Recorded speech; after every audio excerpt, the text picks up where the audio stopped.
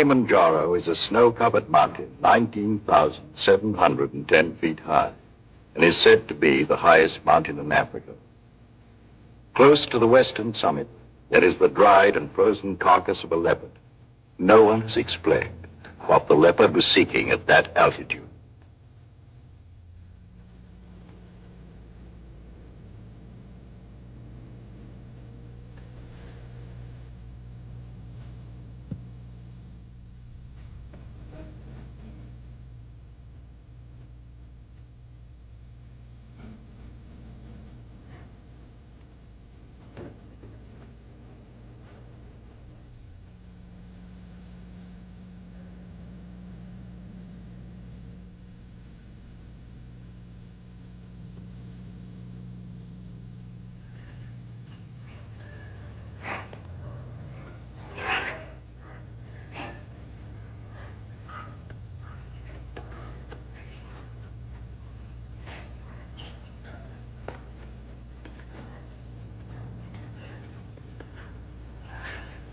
Look at him.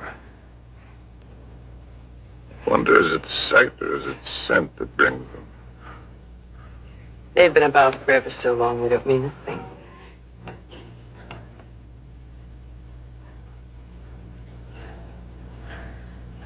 The marvelous thing is that it's tamed us now. Is it really? Yes.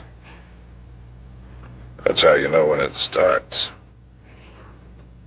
They're a filthy bird. But they know their business. Used to watch the way they sail very carefully at first. In case I ever wanted to use one of them in a story. That's funny now. I've gotten so nervous not being able to do anything. I think we might make it as easy as possible until the plane comes. Or until the plane doesn't come. Mr. Johnson hasn't been a white hunter for a quarter of a century not to know his way around. If he can't get a plane, he'll be back with another truck. One way or another. Not very important. I feel so helpless. I wish there was something I could do. You can take the leg off. Or you can shoot me. You're a good shot. I taught you to shoot, didn't I? Let's not be melodramatic, Harry. You're not going to die. No, I'm dying now. Ask those things. They're around every camp. You never notice them. I don't see why this had to happen to your leg in the first place. What have we done, either one of us, to have had this happen to us? Well, I suppose that what I did was forget to put iodine on it when I first scratched it. We were after the Impala, in case you've forgotten. And with a camera at that.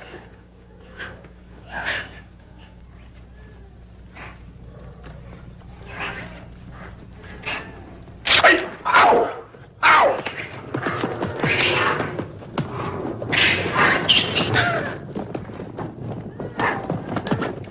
That isn't what I meant. And it isn't how you got your leg. No? Not at all. It was at the lake last week. It was a lovely, peaceful day, and those enormous hippos were having their own party. We could have passed them by without incident, but oh no, you had to get so awfully playful.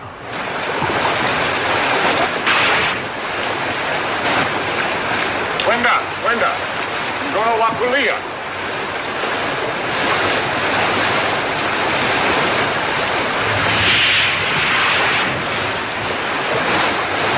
Look at them, there must be hundreds of them.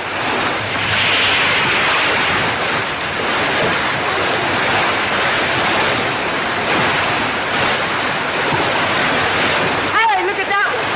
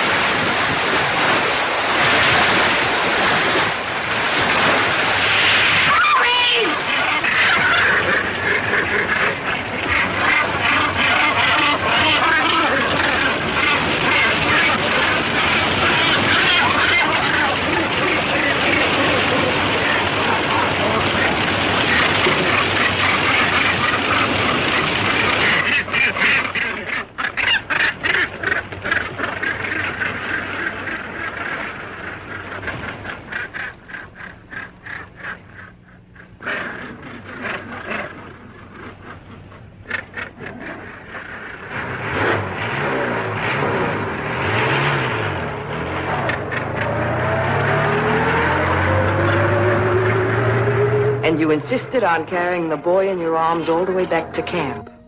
And it was from all his blood and dirt that you got that infection. That could be the point of view. From yours, it would be contact with the lower classes. Being a writer, I prefer to think that it was a quirk of fate.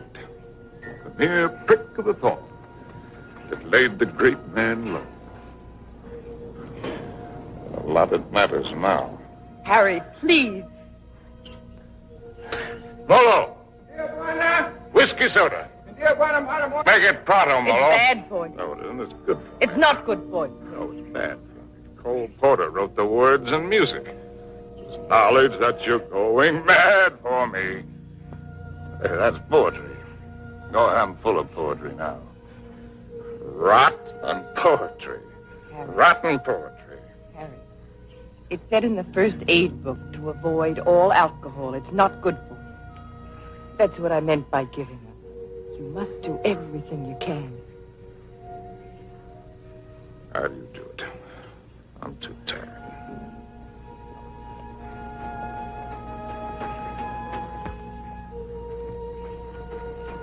I'll take this. Only to keep it away from you. You know, that's a pretty good rule for life. Take everything you can, if only to keep it from somebody else. Wish I'd followed it. I'm sure Molo understands more English than you think he does. Molo, Tijuana? go away. Or stuff your ears so you won't hear the civilized people fighting. Kitoko.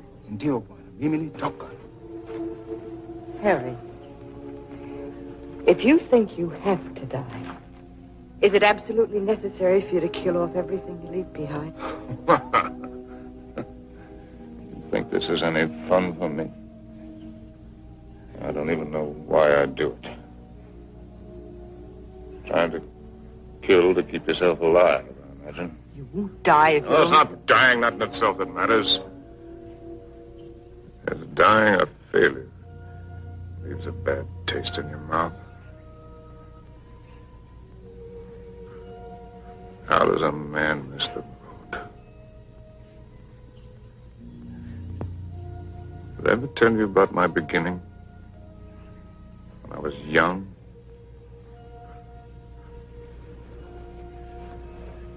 With my first love? No, you didn't. And I'm not sure I want to hear it. Tell you all about it over this drink. You tell me without. There are plenty of things you're lucky I haven't told you. This little ditty had everything. Drama, tragedy, love, and poetry. Simply everything. That's all I'm telling you. More big words. Big words. I'm through being insulted if I was some tramp. You can fly a kite, both of you. Connie, Uncle Bill doesn't mean... Oh, yes, he does. You know he does.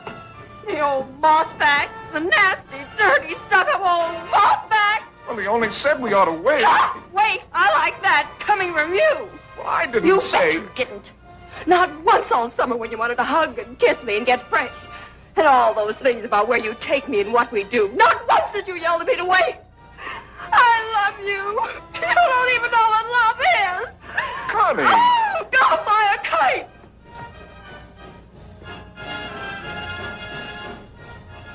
Come in, Harry. She'll recover. Connie! I'll shove off for you. You shoved off already.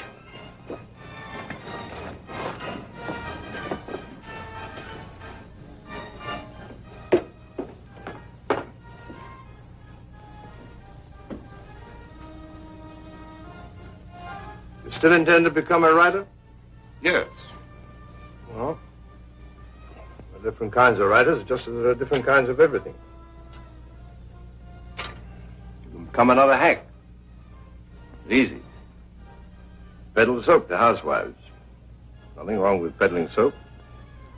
Make a fortune. But I'll tell you the only right approach to real writing. It's like a hunt. It's a hunt in which a man pits his brains against the forces of ignorance and evil. It's a lifelong, lonely safari. And the prey he seeks is a truth worth telling. Faith worth living by. Something worth spilling his guts about. And he's tracked down by himself. I don't know if you'll be one to have the fortitude to stick it, to follow the spoor, no matter where it leads. To what pain and suffering? To hell and high water? If you are, God help you. God pity you. And good luck. I beg you not to ruin yourself before you start by loading your pack with excess baggage. Well, that's my business, isn't it? Yes. Yes, it is. You know, you're young. You'll need to travel and learn. Education. I'd like to help. I think I've made clear the conditions.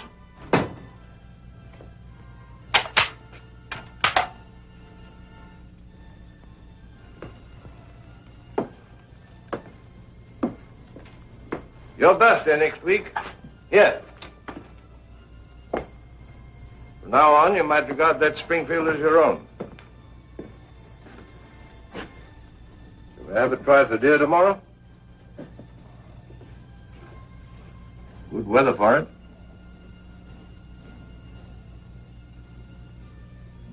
Well, I've lived, all right. Where has it got me? To a camp in Africa. With you. My rich, beautiful wife. Before you, how many others? That's traveling alone. In a pig's eye. Well, have it your way, Harry. I'm going to shoot some game. The larder's almost empty. I'll change into my boots and call Molo. Helen. You shouldn't pay any attention to me, really, darling. I love you, you know. Why, I've never loved anyone the way I loved you. I won't take any more, though.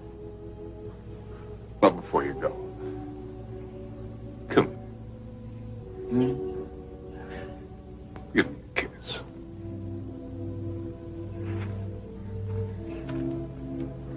Now, leave me this. Harry! Why do you have to turn into a devil? Because if I can't die happy, I can try to die delirious. How can I help you if you won't help yourself? By going to sleep? No, thank you. There'll be plenty of that soon enough. The time I've got left, I've got plenty to think about. Well, I'll leave you to your thoughts. Only this time, try to get some of them straight. Just go do your killing. That's what we're good at, both of us. Abdullah! Abdullah! Get out to Springfield! Get out to Springfield! And the solids! And the solids!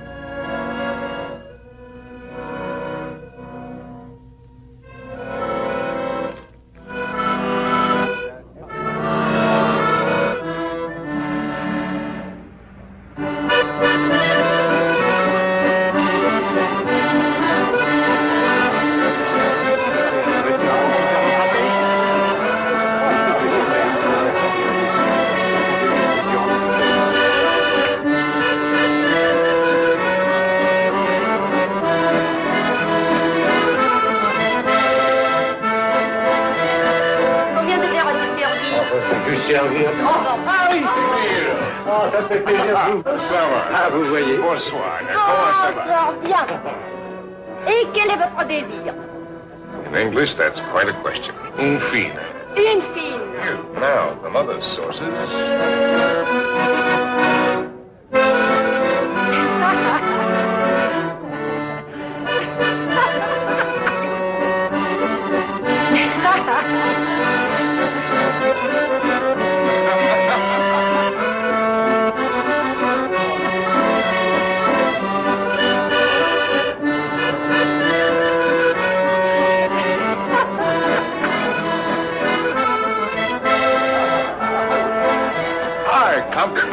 Harry, how's the book?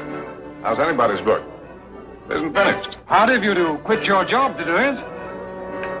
Look, do you mind if I cut it? Forage for yourself, chum.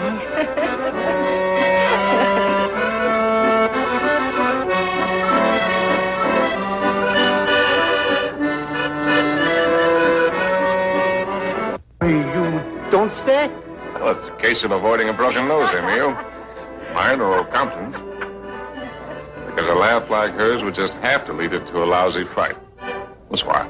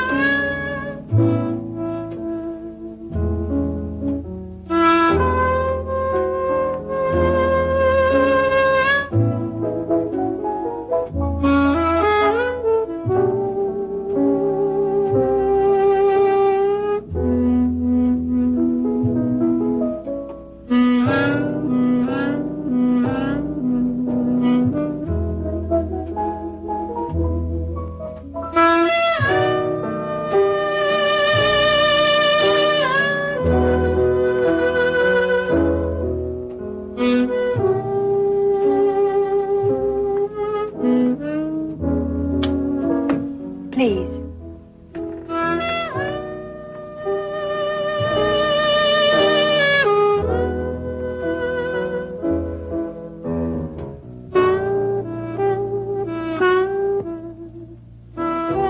Thanks. I'm Cynthia Green. Sin, that's nice. When did you come in? 2 minutes ago. I'll be hanged. The latest thing from home. I'm, Harry Street, Chicago Tribune, and you're right. ex-Chicago Tribune. And I'm trying to write. Well, they're telling it the other way. Do you mind? Well, everybody's trying something over here. Or at least trying to try. What are you trying to do? Are you trying to paint? No. I'm not trying to paint. Are you trying to sculpt? No, I'm not trying to sculpt. Well, then you must be trying to write, too. No. I'm only trying to be happy. Well, everybody's trying something.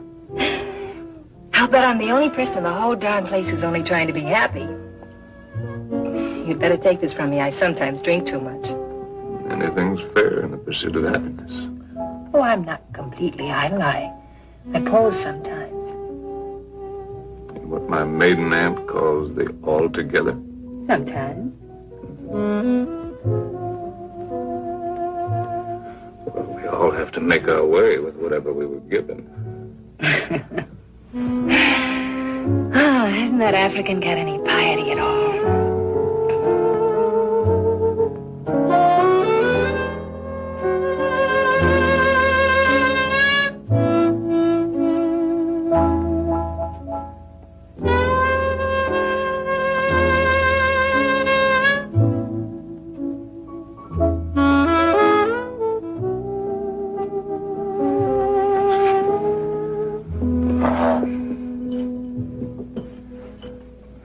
Remembering my manners.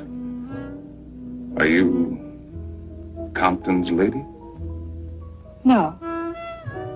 I'm not particularly Compton's lady. I'm not Compton's lady at all. I'm my own lady. Well, how would you like it if you and I would just hired you right out of here?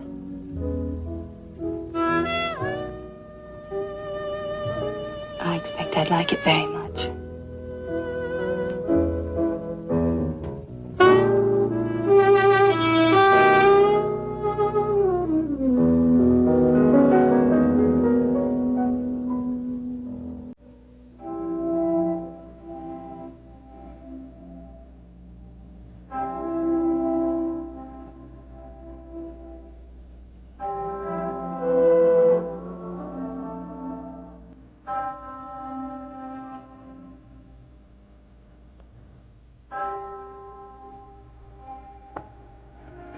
my father was a soldier. He had the bad luck to get himself killed in the Argonne. So, after the war, I came over to take him home to rest. But once I saw France, I decided that this is as good a place to rest as any. For him and for myself, so I stayed on.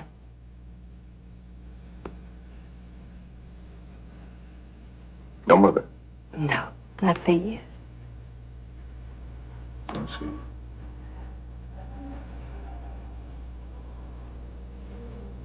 Oh, where should we go and rest right now?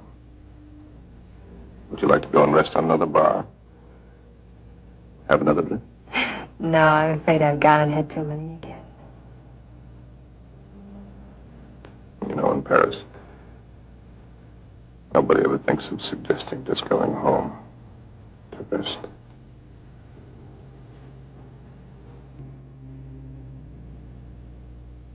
May I have a cigarette?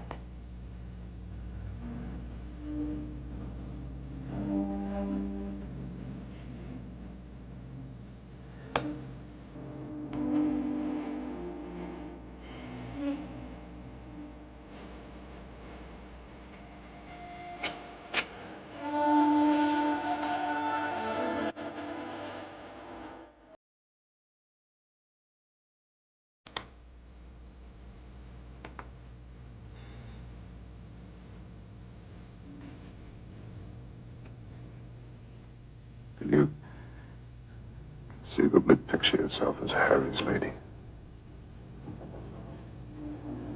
Will you be kind to me? I think I'm a little afraid of you.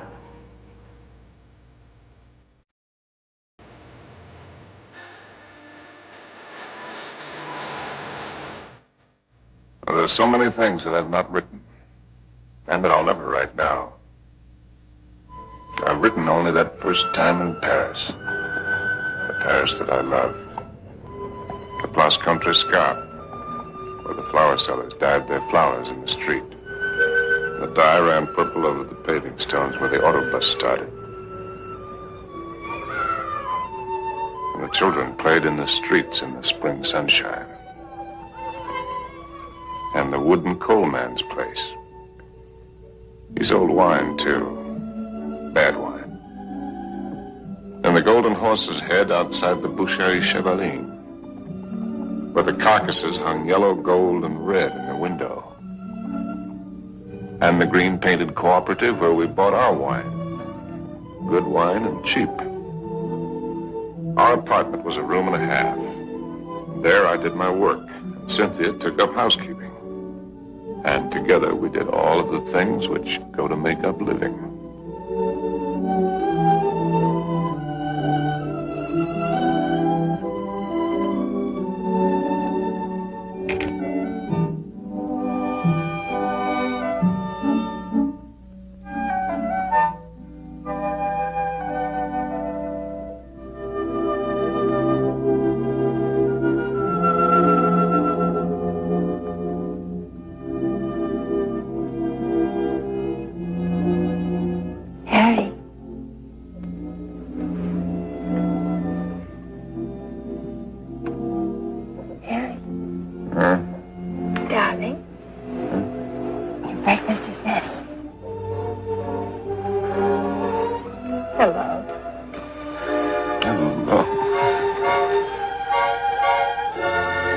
We knew our neighbors in that quarter. We were all poor, and in that poverty and in that quarter, I finished that first book. A good book, the start of all I thought I was to do.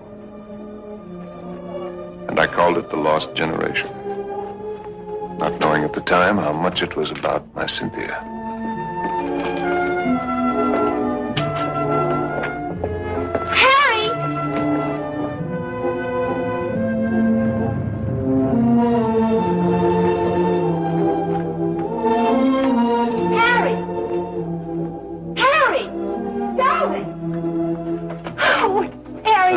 It's been accepted. What? Your very first book, and it's going to be published. No. Yes, no, we can get that. How much is the advance? The check. Oh. How much? It isn't so very much, but it isn't so little either. Oh, well, you're right. It isn't so very much. do. We pinch. Oh, darling, now we can get that lovely apartment on the sand. Now we can go to Africa. Oh!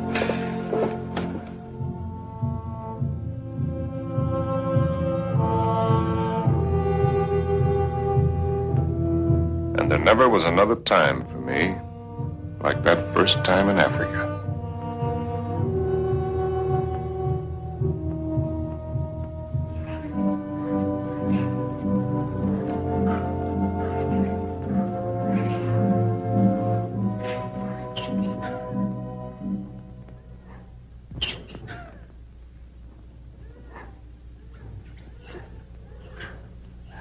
Three of them.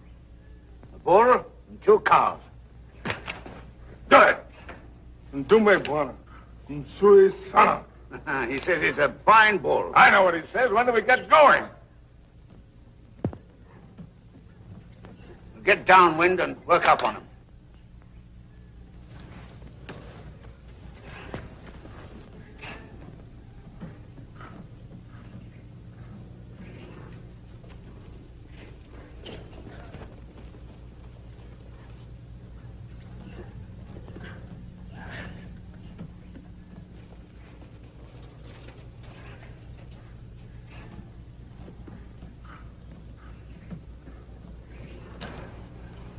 Don't you think it's time the Mem Sahib had the first shot? What? Oh, no, I don't want it. How correct you are, Mr. Johnson. No, I definitely don't want Come on, you'll do it marvelously. Bunduki now, Mem Sahib. Come on, he's all yours.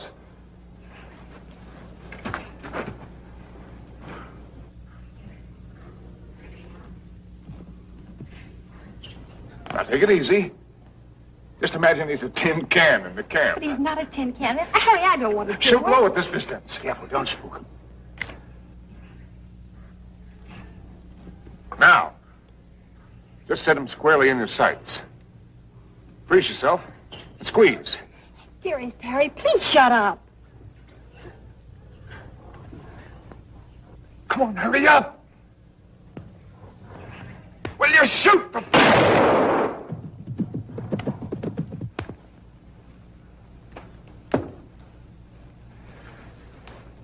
You missed. I told you I didn't want to do it. No harm done. Everybody misses. Me for magic. I never claimed I was a hunter. You're the hunter. Yes, and you. The great white hunter. Sure. Come on, Annie Oakley. Have yourself a drink. Don't let the master ride you. Well, shall we get going? He took cover there. What do you mean, get going? Where will he break out, do you think? I won't go, and I don't want you to. I'm frightened. Well, you probably scared him half to death. There won't be anything to it. All right, then. If you're going, so am I. Oh, no, you're not. Is she, Mr. Johnson? You married her. You're going to stay here with Simba. I was only having fun. Harry, don't you want to kiss me? Kiss you goodbye? Well, aren't you extravagant? You stay here and be brave. Simba, Mem Sahib la hakar na.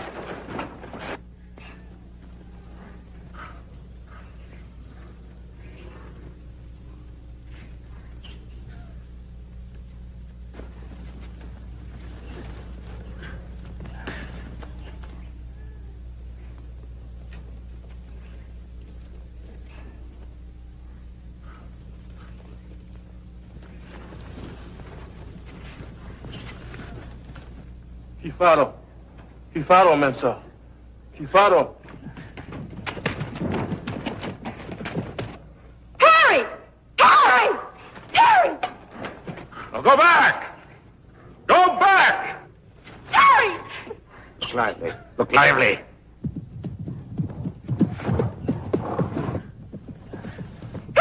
Abana! Rudy, Mensa! Rudy, Mensa! Harry!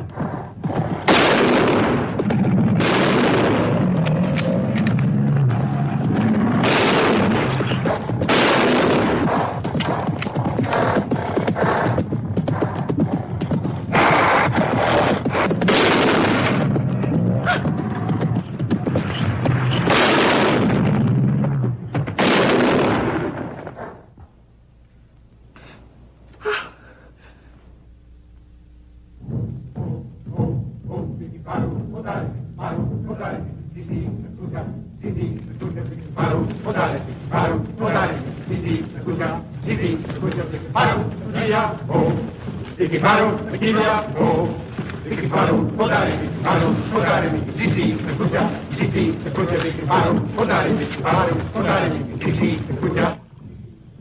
moment when an animal comes out of the bush at you. A million things seem to happen at once. Is it always like that? It's very simple. Either you run or you get busy. It's not at all simple.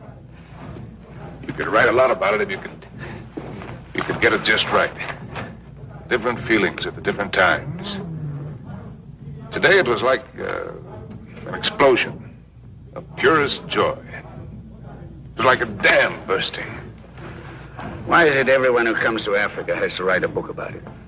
One silly beggar even dedicated his to me. Never came back or I'd have shot him in the pants. Can't you two let it alone even at night? We're only talking about your rhino. He wasn't mine. Well, it was all yours. All we did was polish him off for you.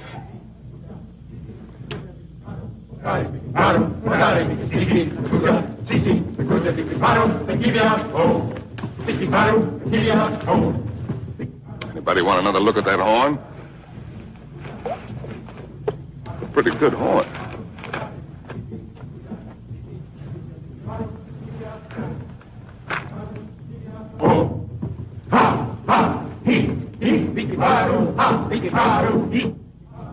What's the matter with me, Mr. Johnson? Everybody isn't required to like Africa, you know. I try to put up a show because I know he loves it so. But all of it, the hunting, the killing, it terrifies me. See here, this thing that he was talking about, excitement, call it courage. The way he feels it is a man's feeling, natural in a man. Grows in a man and makes him a man. Not particularly to his credit if he has it, but something lacking if he hasn't. A woman shows her courage in other ways, many ways. I've got another fear now, worse. I'm going to have a baby. What? We came to Africa for trophies. Harry's got his and I've got mine. Well, it's natural enough, isn't it? Shall I tell him? What'll he think? Mr. Johnson, when I first met Harry, how's your drink? No, thanks. Well, that's... All my life, I'd just been drifting. Nobody, no place. I guess you'd say I had no personal security. But when I first got to know Harry, you could have seen him in Paris. Have you ever been to Paris, Mr. Johnson? No. Unnatural, maybe, but I never had the desire. Makes no difference. You've seen him here. Well, there was I, weak and needing. And there was he, strong and confident. And every bit of me said, this is all of it. And when we first went to live at his place, I was happy just to sit and watch him as much as I could. Content to just sit still and hold on to my feeling of safety. But Harry was never still, even when he worked. No sooner had he finished his first book than he said we were going to Africa. I didn't want to stir, but I felt that if I told him so, I'd lose something. And now he's already talking about other places. If I tell him about this anchor, this child, this load of responsibility, it isn't things I want. Believe me, nothing like it, but only him as a rock to hold on to. So, shall I tell him now and risk beginning to lose him, or put it off and see if something happens? Isn't it enough I have to guide you greenhorns on safari? Am I hired to be an old nurse, too?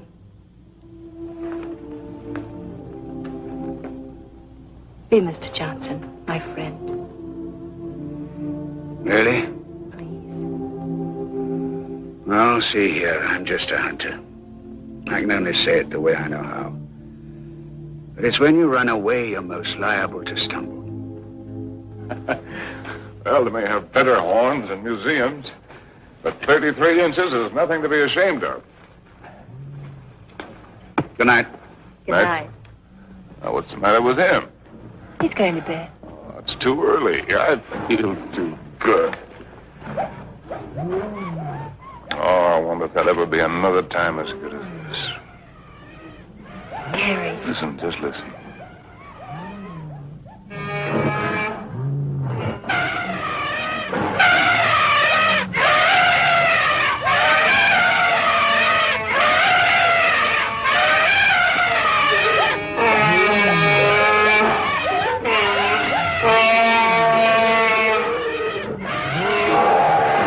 Bedtime lullaby, eh?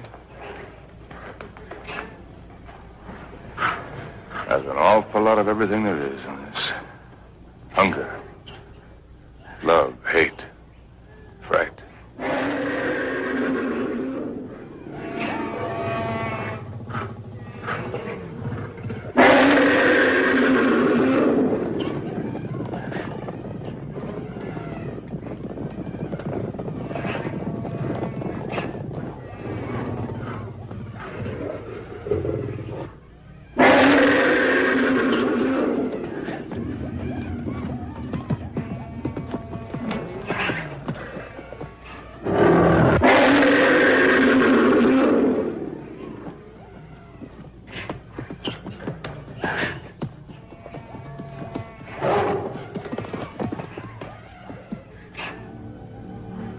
Wonderful book in it. Maybe I'll write it someday. Darling. Don't spoil it. Don't talk it all away.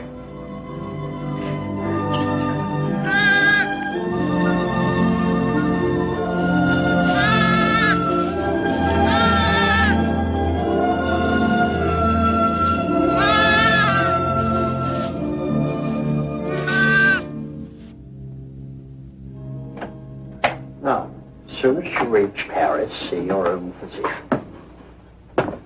Sure, he'll confirm what I've told you. You'll have to be quiet. No running about, no excitement. Probably means you're spending much of the time in bed. Clear? I understand. Some women are like that. But if you want the child badly enough, it won't seem like such a sacrifice, now will it? Shall I have a talk with your husband? Oh, no, I'll tell him. Thank you, Doctor. Good luck. Thank you.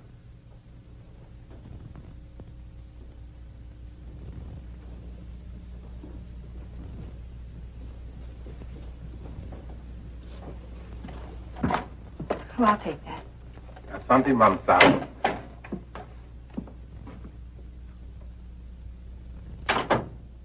Oh, you just put right there, please. Yes, darling. Oh. I thought you... On the table, Saeed. Look what just arrived. A letter from the publisher and a check. It isn't very much, but it's a check, so everything's going to work out all right. What will, darling? All of it. Say, what old Sawbones say? Nothing frightful. Didn't pick up a fever. No, Well, what did I tell you? All you need is a change of climate. We'll go directly to Madrid. We'll have the bullfights, the Grecos del Prado, then up to Pamplona in time for the fiesta. Harry, Luckiest timing in the world. darling, couldn't we just go home? Home? What is that? Well, you mean back to Paris? Well, why? Just to go home. Look, darling, we can get a nice apartment with a check, with a room for you to work in. You don't have to go to Spain, do you? No, darling, I don't have to go to Spain. Or any place else. You just want to. Well, look, Cynthia, I have to sound like a lousy stuffed academician. I'm trying to become a writer. It's a writer's business to buzz around. Find out about things for himself, not sit on his can in a comfortable chair and reach for a bookcase for something to crib from. And after Spain? How do I know? I mean, you'll never want this other normal thing? I'm trying to explain what is my normal thing. With maybe children? Children? Darling, I want a child more than anything in the world. Something of my very own to hold on to. Well, sure.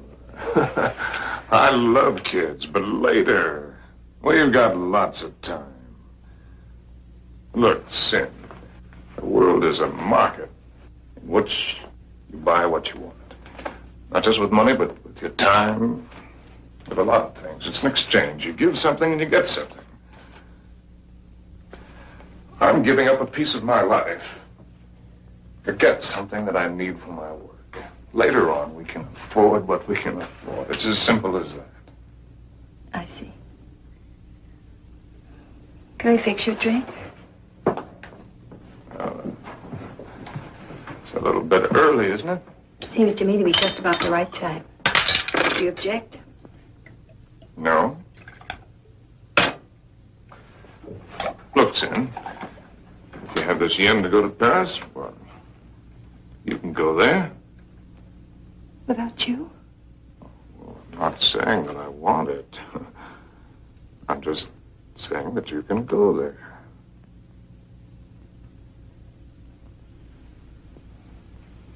Or if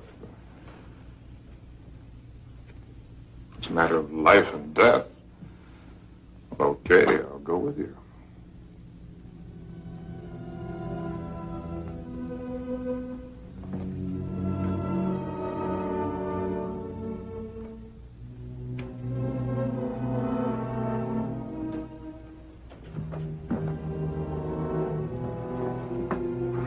I'll go change the tickets.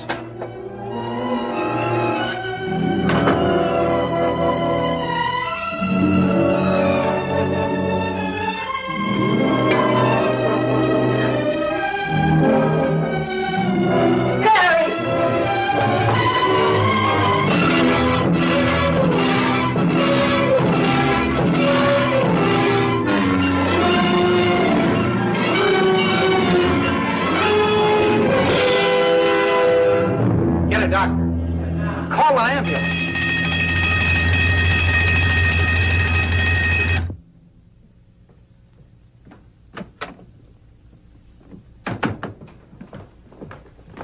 Mr. Street? Yes. I'm Dr. Simmons. Well, how do you do? How is she? Sorry to have to tell you she lost the child. What? You didn't know, Mr. Street? Exactly what happened? They told me at the hotel that there'd been an accident. It was a nasty fall. She'll be quite all right after a few days' rest. Do you actually mean you didn't know about the child? Don't you people talk to each other?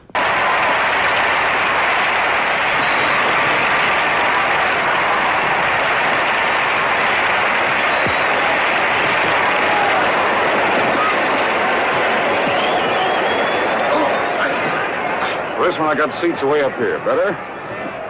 Anything you say, darling. Up here, you can see the whole thing as a spectacle. It's quite a sight.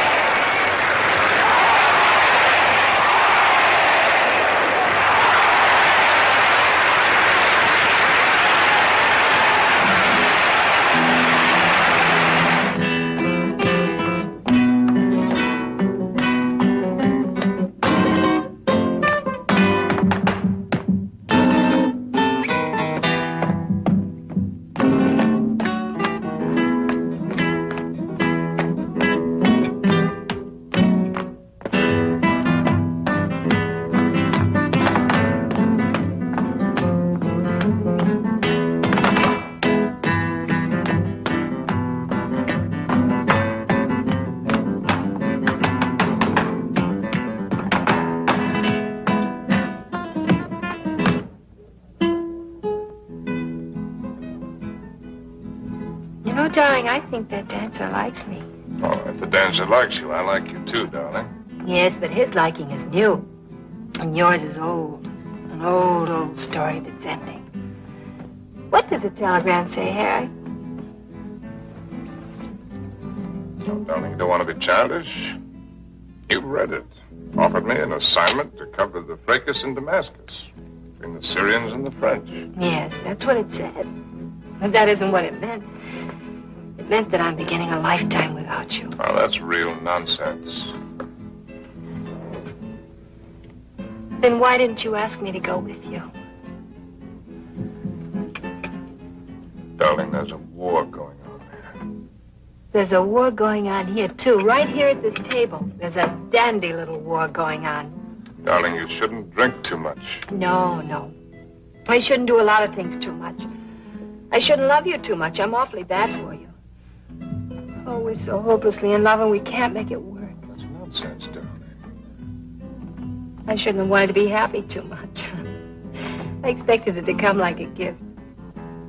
And I shouldn't follow you around. I'm a drag on you and I hate every bit of it. I shouldn't even have wanted to have your child. It wasn't fair to you. Cynthia, you've got to forget that. You're driving yourself crazy. I ought to forget. I ought to just go back to Paris alone, as you say, and not drive myself crazy at all while I wait for you. And wait and wait. Don't you even know you're lying? I'm not lying. No, it isn't a lie yet. It won't be a lie until you go away and discover you're not coming back, but are going on and see the whole world, even if you lose it for us. You know, I think this dancer likes me very much. All right, the dancer likes you very much. It ought to make me very happy now. Makes me feel dreadful. Shall we invite him over to the table? You think his manners would be as nice as yours? You think he'd ask me first if I'm Harry's lady? But women can pick the times to start a row. Oh, it's not raw, darling. It's very sad. You with your ambition, me with my guilt. A lot of things are sad. Why do they put the pads on the horses in the bullfights? I've told you that. Tell me again. It isn't so the horses won't feel the hurt, is it? It's only for the spectators. So they won't see the horses inside. Yes, it is for the protection of the spectators. I knew you wouldn't like the horses. But I desperately like the horses. I know just how the horses feel with their nice pads to protect them from the spectators. You ought to put some pads on me to protect you, poor darling. Cynthia, will you kindly stop? Yes. I shouldn't talk too much. That's another of the things I do too much.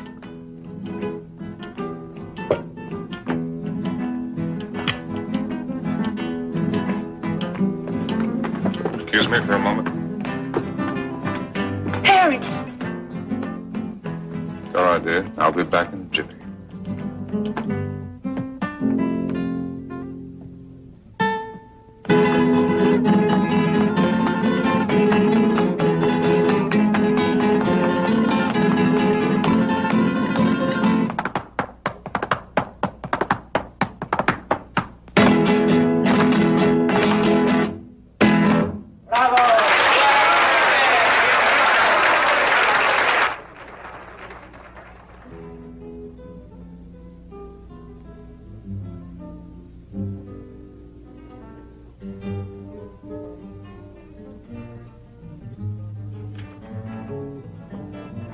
Send this right away, please. Immediately, Senor District.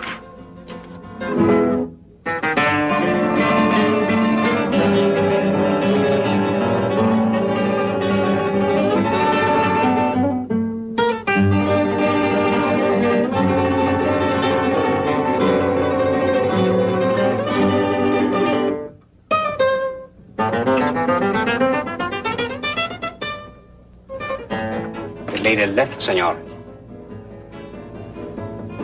Where did she go? I don't know, inasmuch as she left with the dancer.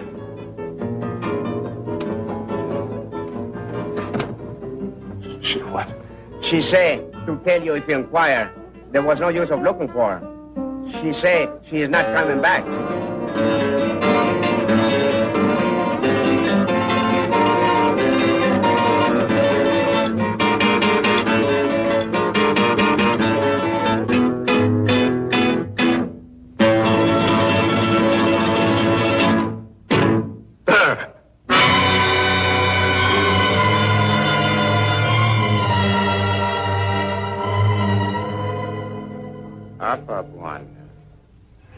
Harry Cunyoa, Wewe?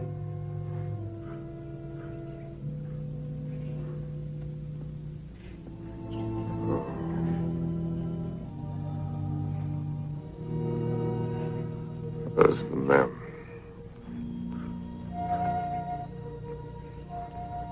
Wapi Memsah. Memsah kwenda kupika nyama, bwana. She went out to kill something. She's very good at killing. I taught her. Ndio, bwana.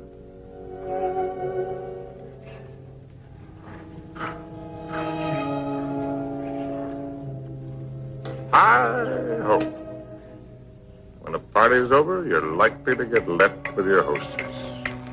Memsah bakuja sasa, bwana. Oh, yes. Here she comes now.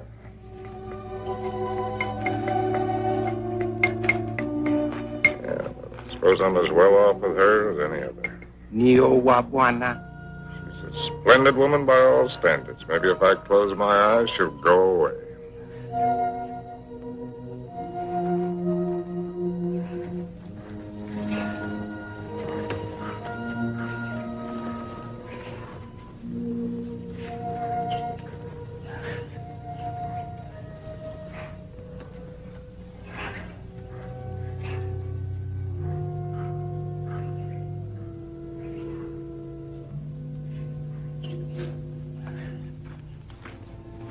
Make a good shot? Oh. Hello. Hello. Rather a good shot. Through the shoulder. You shoot marvelously, you know. How are you feeling? Better. I thought maybe you would. You were sleeping when I left. Shall I relieve Molo? No, he wants to shave me and I want to talk. Well, everyone must have someone to talk with. He's the perfect audience. Doesn't understand a word I tell him, therefore we don't quarrel. Let's not quarrel anymore, no matter how nervous we get. You needn't be afraid of me anymore. I'm not afraid of you. I never was. Will you call me if you need me? Sure. Come back anytime you feel like it. Mo, ndio, bwana. Nio Mimi.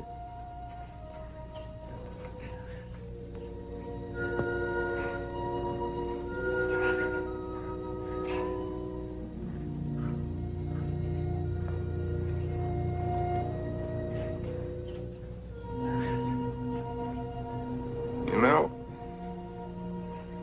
you Africans may have the right system with women at that.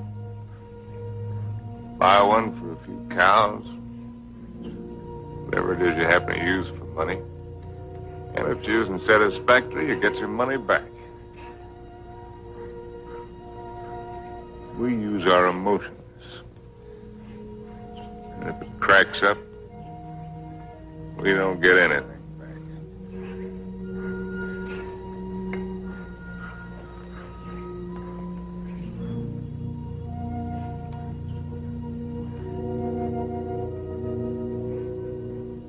Ouch! Endeavor your bwana, Nkunu Sam. Sure. Bwana's whisker's very tough. A lot of things are tough. You know, son, there was one woman.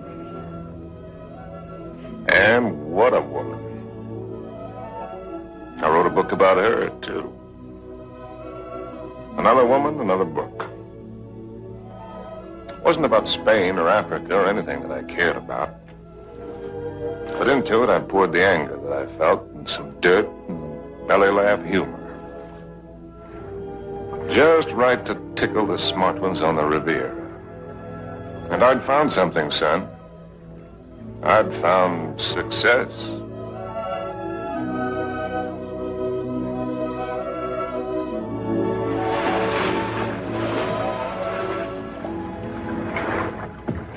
Swim very well. Naturally, when I have an incentive, swimming to you, darling. Do you do everything else as well? I swam over... Don't, Harry. What's the matter? You afraid of startling the fish? Afraid of you. Frigid lips. I swam way over to tell you that I've changed your plans. You are not going away tonight. No? Well, swim around and tell me why you think I'm not. Because you run around, and what does it get you? Only dizzy. If you have to write, I have a typewriter at home. I let you call your own. You've got a few other things at home I'd like to call my own. I can't let you go, darling. I can't let go of you.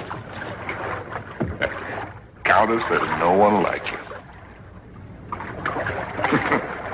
Climb up here on this boat. I can't, Harry. I've hardly anything on. Get up here. Please, lover. Not out here. I suppose it was the elusiveness of Liz which was her main attraction. She was something to hunt down and trap and capture. The Countess Elizabeth. Frigid Liz. The semi-iceberg of the semi-tropics.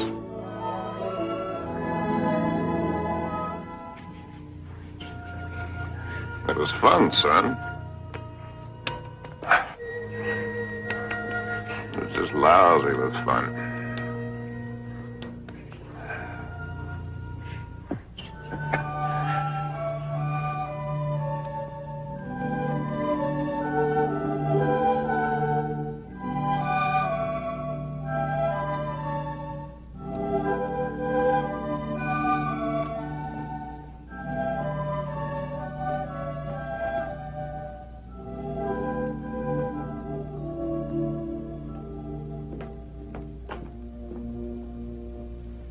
It would be much more polite if you'd say it, darling.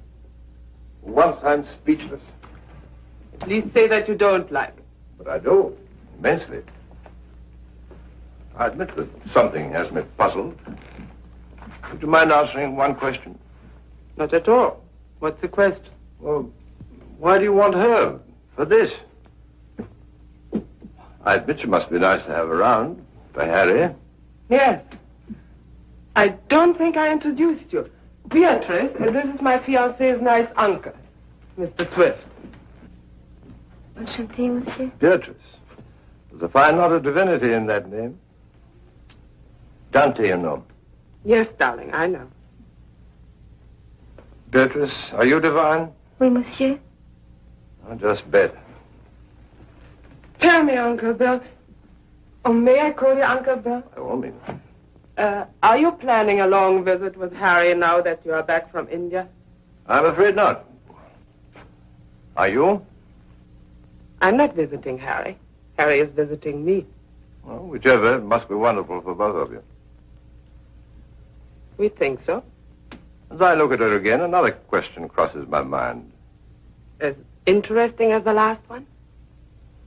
When you and Harry get married, how many children will you have? Why don't you go ask him? I may.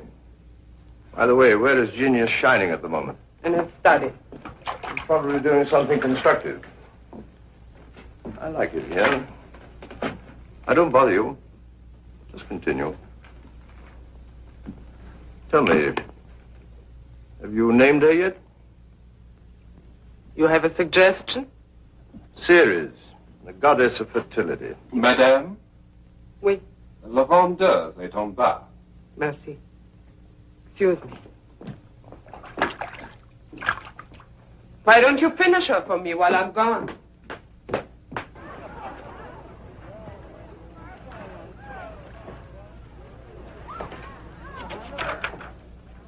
Oh, good. Come on in. Now I can stop. If you do, I'll go away again. Just let me sit here, tidily in the corner. Fine view. Oh, ought to be. Costs a pretty penny. Did you see Liz? Speaking of a pretty penny, No, just speaking of Liz. marry her, my boy. It's the surest cure. What do you mean by that one? Lover, may I come in? You're everywhere, aren't you, darling? It's the only attribute I share with the Almighty. Angel, are you doing anything that's stinkingly important? Confidentially, Countess, it couldn't be less important or more stinky. What, silly? I'm writing an interview with myself on the subject of success. Yeah. Your latest has sold another 100,000, it says here. Oh, amazing. Hollywood wants it. They'll say they put Garbo in it. That should please you. Well, how did I get in the habit of becoming involved with women who always open my mail? You get such fascinating letters, darling. Cosmopolitan wants another series of short stories, and Smart said too. They pay the tops, it says. Well, why should a writer feel guilty because people are willing to pay good money for the sweat off his brow? They shouldn't, my boy. No one ever paid for a drop of mine, except a few libraries and museums. Which reminds me to tell you, I've decided to settle down and take over that museum. Well, that's wonderful news. Does that mean we'll see you often, darling? When you're in Paris, my bones will be on display amongst the other antiquities every day except Thursday. On the Avenue Prison of Wilson. Harry de Bonne. I'll walk out with you. Mettez-les-là. Oui, madame, tout à l'heure. On va commencer par celui-ci pour moi. I'll find the door. I imagine you're wanted in there. Why the devil haven't you the grace to tell me the truth? What truth? That you think my book stinks and everything I'm doing stinks. I came to praise Caesar, not to bury him. Most men would envy you. Make a handsome living, have the acquaintance of most of the interesting people of the world. All this and Liz, too. You're young, you have your health, you look well. Fairly well. Come to see me soon, dear boy. Oh, Harry, have you done any hunting lately? No, why do you ask? Too bad. A man should never lose his hand at hunting.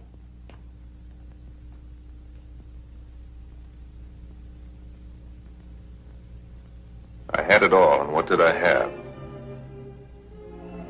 My name in the papers, my face in the better magazines. And where was Cynthia? People asked for my autograph and pointed me out. And why didn't she come back to me? At last, I made a cry for help, getting her American address from Emile. And so, my darling Cynthia, I've never been able to kill the loneliness, but only made it worse. Everyone I've been with has only made me miss you more. And what you did can never matter. I cannot cure myself of loving you. And one day outside the Ritz, I followed a woman whom I thought was you. I follow any woman who looks like you in some way. Afraid to see that it's not you. Afraid to lose the feeling it gives me. Yes? Oh. I beg your pardon. I thought you were someone else. Someone I know. I'm really sorry. I didn't know you. A woman with a family? They're my brother's children.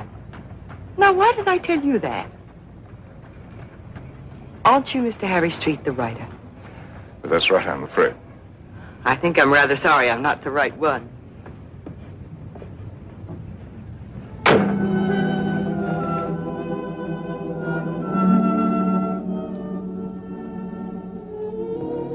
Anything interesting? Routine. Few interesting bills for you to foot. No, I mean that letter you're trying to hide. Darling. Poopy angel. You came just at the right moment. Now, let's see. I don't think you've met my fiancé, Mr. Street. Princess von Steffen, Grand Duke Piotr. How do you do? As a patron Now of sit the down outside... and let Charles pour you a drink. My devoted fiancé and I are just in the middle of a little summer. Who is this? The Cynthia Green. Hotel Florinda, Madrid. She must be a girl named Cynthia Green. Is she a fan of yours? Not the last I heard. From Madrid. My dear devoted fiancé has so many fans. And I am one of them. Oh, I just devoured your last book. Well, I hope it didn't give you a bellyache. Is this letter so important, Harry? No. That isn't important at all. Good. Then you shan't be troubled with it.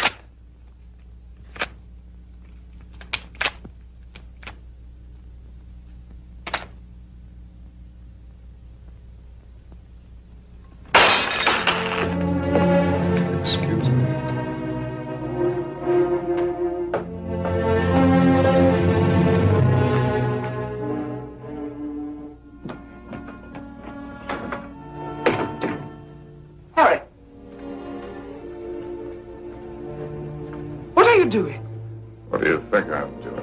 won't let you go. I won't let you make a fool of me. You said it was not important. The whole thing is not important. Harry, listen to me. Lover, darling, stop and listen to me. Please, Harry, stop and listen to me. Please, Harry, I'm listening. I know that sometimes I must draw your nerves. Oh. And sometimes you are on my nerves, too. Oh. I know that sometimes I'm inadequate for you. I know my faults. But I love you, darling. Truly I do. I love you as much as I can. And if there's something deeply troubling you... Yes, there is something troubling me. Then only tell me. Maybe the dawning of suspicion. But the fact that the airplane is faster than the horse does not necessarily prove that the world is getting any better. No, I mean about us. About us, there is nothing troubling me deeply at all. Where are you going? Are you going to Madrid? Perhaps I'll go to Madrid. I'll send you a postcard. Oh, Harry, you look so silly. Such a fool trying to look like a knight questing for the Holy Grail. Maybe you're right. Maybe I'll just have me a good look-see for the Holy Grail. Horses, Harry. The same to you. With tassels on them. Horses, Harry! The same to you, Thomas.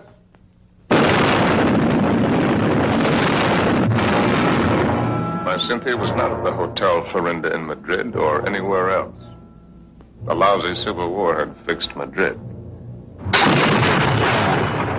Before I knew it, I was carrying a gun. I wished I weren't.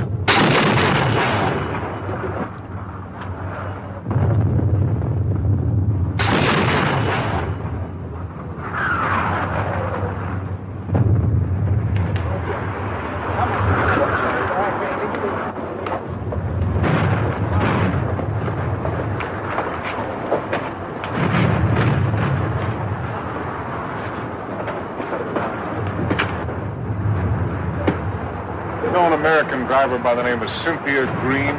Yo no entiendo inglés, señor. Con permiso. Ten esas correas bien, porque el camino está muy malo, ¿eh? Y cuidado con esos... ¡Vamos! ¡Camaradas! ¡Hermanos! Nuestra hora de triunfo y de gloria se acerca. Wish I was back in Detroit. You're American, huh? Yeah. Wish I was back in Detroit where I was when I got sucked into this. I just woke up, I got sucked into this. Believe any of that bourgeois? No. What are you doing here? You'd die laughing if I told you.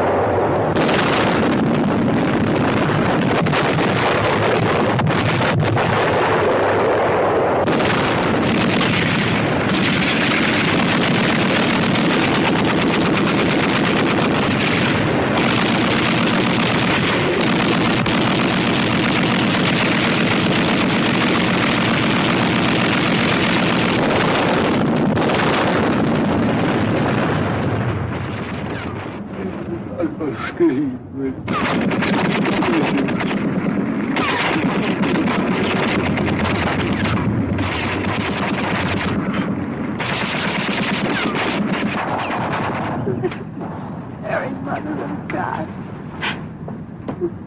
Blessed Mary, Mother of God. Oh, please let Harry find me.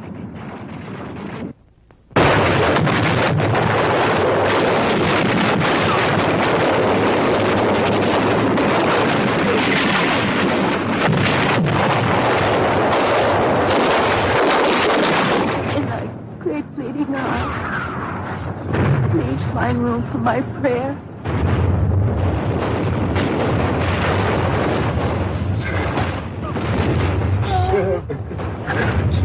Oh,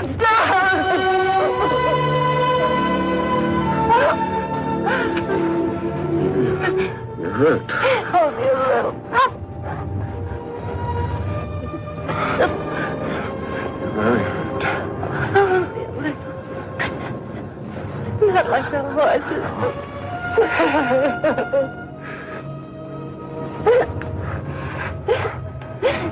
I'll get help.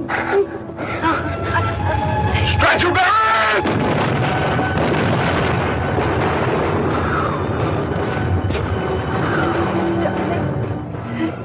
Did you believe my letter? Every word. About the child, too? It's about the child, too. Stretcher bearer! Oh, God! Darling, I was so wrong about the child. I know that God would punish me. You, in his infinite mercy, he should spit on me. Stretcher bearers! ¡Ya lo hemos visto! ¡Ahí vamos! They're coming. Darling. You excuse me. So many things. Oh, it's funny. When you touch me, I still turn giddy. I could be dying, and if you touch me, I turn giddy. You won't die. ¡Cúrate! ¡Nos atacan de nuevo! ¡Vamos! ¡Apúrense! ¡Que viene el contraataque! ¡Vamos! ¡A prisa! ¡A prisa!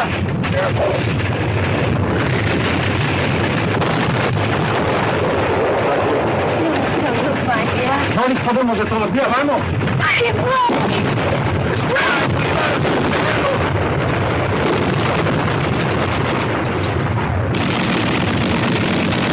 ¡Vamos, locos! ¡Vamos, prisa!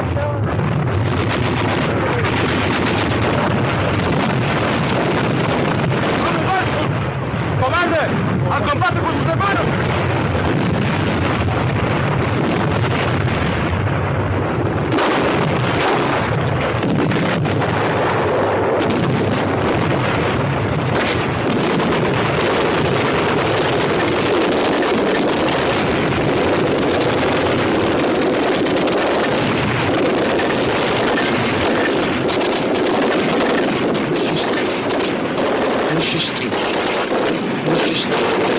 Monsieur Street, voulez-vous monter? Votre oncle vous attend.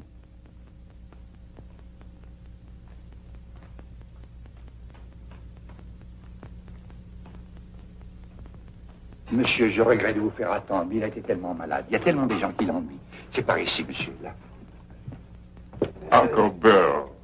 Well, I came as soon as your letter caught up with me. Dear boy. What is all this? Oh, pas malade, pas important. Well, we'll get you a good doctor. Doctors. It was a wise man who said that if all the medicines were dumped into the sea, it would be a horrible day for the fish. But don't worry about me. I shall be in excellent hands before long. What about yourself now? You don't look happy. I'm all right. What have you been doing with yourself all these years? You've traveled? Followed my nose, just wandered. But about you? Where? Tell me where. Nothing to brag about. Oh, I've seen the 7 wonders of the world. That's what you mean, or however many there are. They're not very wonderful. And you haven't really seen. You haven't hunted. Hunted? Yes. Oh, well, why should I? Well, exactly the way the world pays me a very good living to be. I amuse the people with my little tales. This I can do with my left hand, which leaves my right hand free for other things.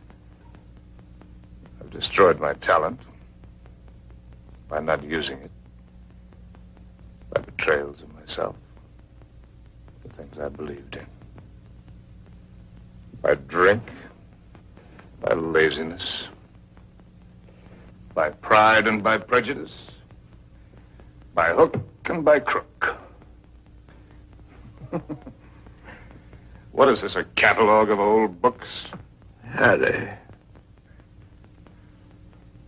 Once I hunted in Spain for the Holy Grail. But they busted the Grail. They busted her all to pieces. The Grail? Why should I blame them? I killed her. I don't understand. Well, Harry, in your absence, I've kept you with me as well as I could. My latest, did you hate it? I love everything you write, Harry. But you couldn't finish it. Take out the envelope. It's for you. In it, you'll find the legacy I'm leaving you when I lay down my bones amongst the other relics here. But I don't need anything. Are you sure? All the royalties are rolling in. That's one thing about success. Even when it's a failure. It snowballs for a while. There's also one thing about a snowball. It has nowhere to go except downhill. That's not money. It isn't anything material. Oh, I thought and thought about what I might leave you. Finally, I wrote a little something. A riddle. A riddle? I don't want you to read it until after I've gone. Because you might ask me the answer. And I don't know the answer. But if you can find it, it will save you.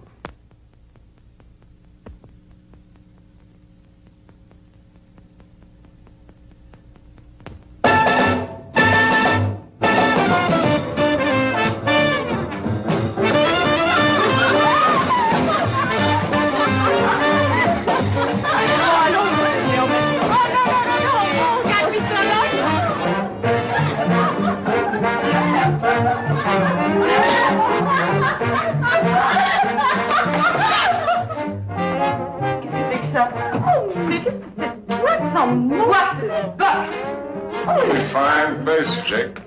Ah, bonsoir, monsieur. Is it Harry? Oh, young Harry. This place looks wonderful. Isn't it just the same? The same dirty, smelly. It's the same wonderful place. Excuse me.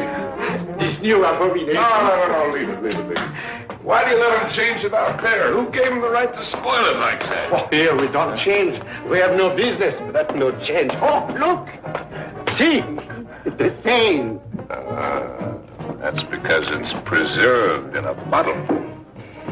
You know, Emile, that might be a pretty good idea for us, too. Formerly, when you came here, you were not bitter. Formerly. When I came here. You know, there was one night when I came here.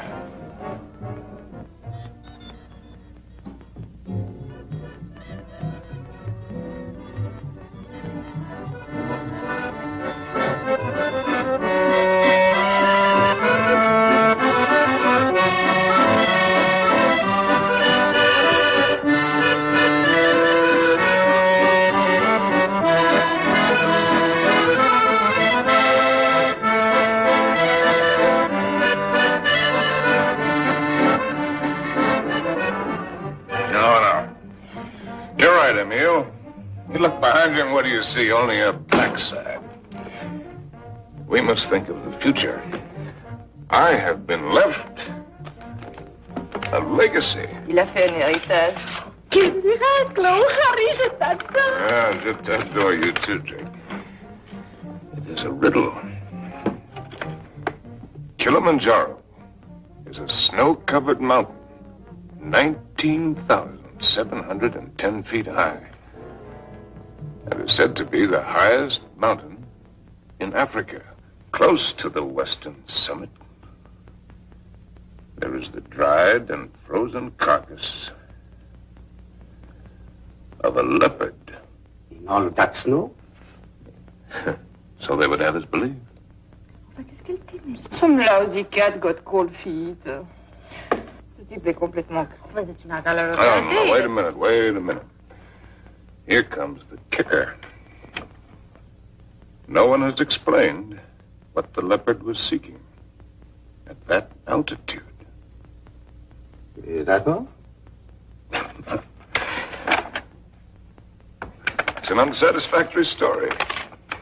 It ends badly. But what was the leopard doing up there in the first place? That's the riddle. And if I can find the answer, I'm supposed to win the prize. Come on, let's put our fine minds together, Drake. Perhaps he took the wrong trail and followed the wrong scent. And so he got lost and died.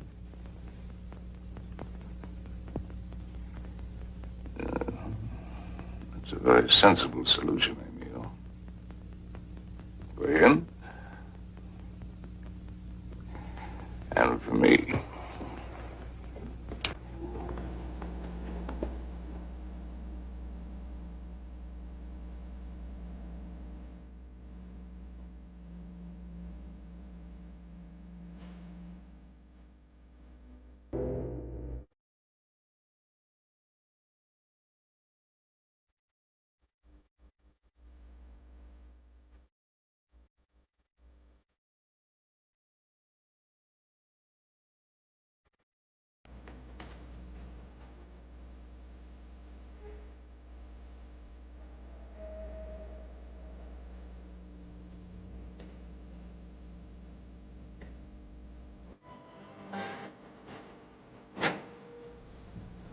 Please.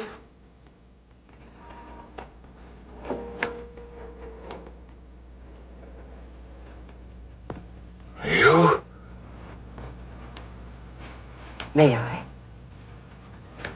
Sam?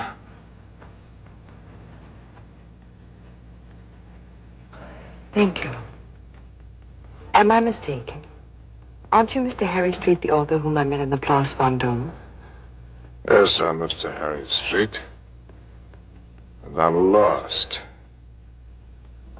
And you... How very beautiful you are.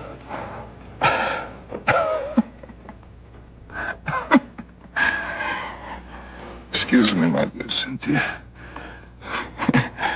But tonight, I'm a little the worse for many years of wear and tear. You need rest, Mr. Street. Yes, I need rest, Mr. Street. I need a lot of things, Mr. Street.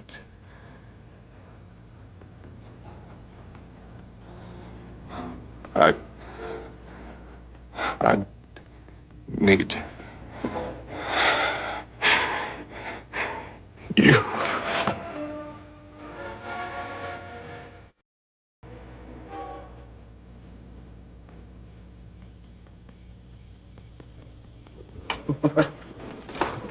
Would you like a drink? What did you say? Well, I'm going to have one. Why don't we have one together? Ask Molo. You know I don't speak the lingo. Molo. Dio buono? Latte, whiskey soda. Dio buono? About which one have you been thinking, Harry? What do you mean about which one? About Cynthia or about Liz? What makes you think you know so much? Maybe I was thinking about you and me. No, never about you and me. At least not with any honesty. Well, that just shows you how wrong you can be. I was thinking about the way we met. On the bridge near Notre Dame.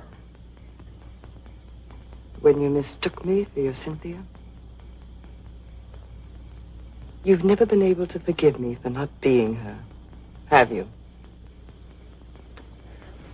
You really want to go into that one? What else did you think about you and me, Harry? Oh. That we had a Lulu of the beginning. really a Lulu. Yes, we had that all right. Well, neither of us were children. We both knew what we were getting. Why did you suddenly want to come here? You owe me the courtesy of being honest.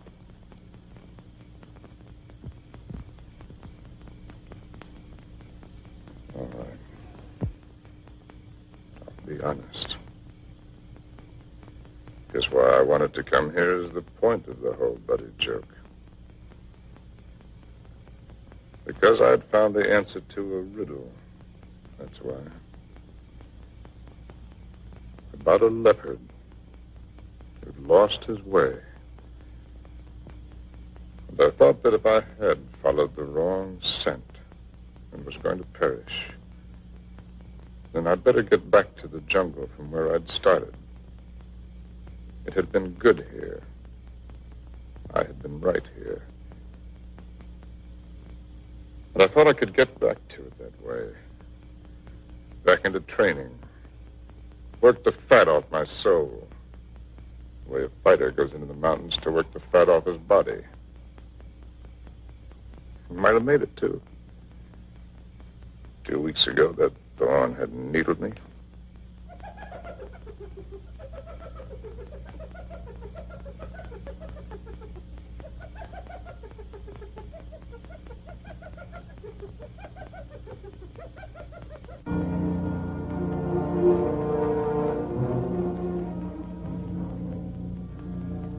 That foul smell crosses here every night. Every night for 2 weeks. He's the one who makes all the noise at night. I don't mind him too much. You know what that bad breath just said to me? The hyena? That it's getting very late for me. Aren't you funny? A lousy timepiece. Really, darling, aren't you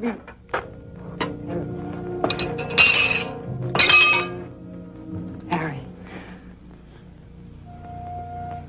What is it? Huh? It's nothing. How do you feel? All right. A little wobbly.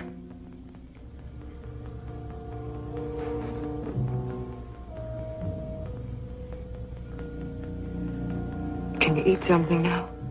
No, A little broth will keep your strength up. I don't need my strength up. Don't tell me you don't know.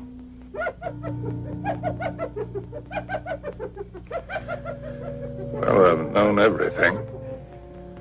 Except just when it would happen.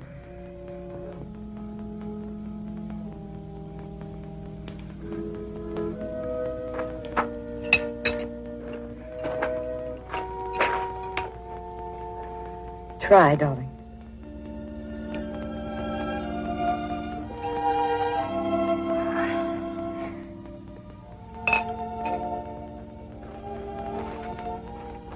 Ellen, I want to write. I know. Do you really? I know almost all of it now. Except one very important thing which you must tell me. Harry, was it entirely because of her that it was the best time for you here? Who? Cynthia, whom twice you mistook me for. Was it only because you were happiest here with her? If you thought all that, why did you come along? Why do you think? You were always a considerate woman. You'd have bought me anything. You liked anything new and exciting. I don't know. I more than came along, if you'll remember. I arranged with the publisher for your advance. I lied to you. I contrived it. Why? Because it was the only chance for you. And because it might be a chance for me. I thought that if I was here with you, and your work came well, and you were happy here again, with me here, don't make me lose all my pride.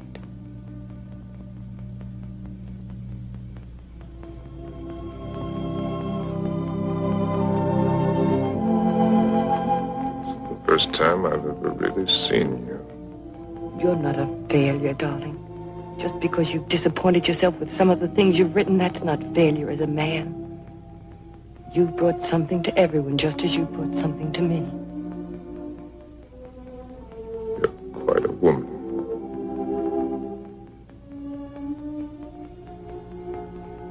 It's a pity I'm finding it out only now. I love you, Harry. I love you with all my heart. We've got a whole lifetime ahead of us. You had every card in the deck stacked against you. We had the time. There'll be plenty of time. You're going to live. You've got to live. Plenty of time. That's what you think. That's what they all think. That's why they sit on their tails. Let's not kid ourselves. Door can open suddenly into nothing. And death has been standing there all the while. If a man hasn't done what he intended to do,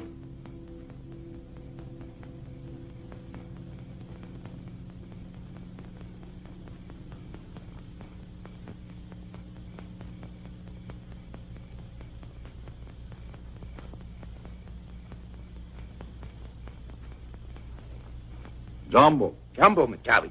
Mimi majomba ya mtu bwana makubwa alifungua. Who is he?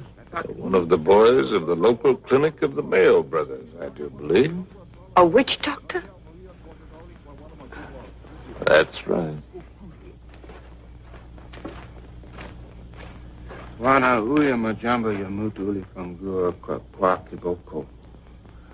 He's the uncle of the boy that I tried to save from the hippo. Send him away. We don't want him. Mchawi alisikia bwana majangwa sana.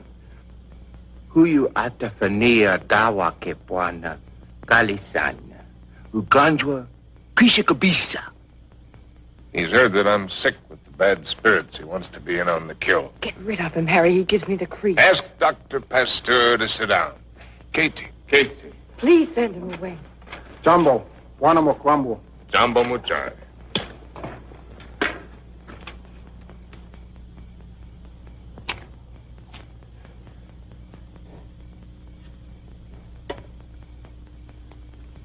He's eating a root of some special sort to sharpen his wits.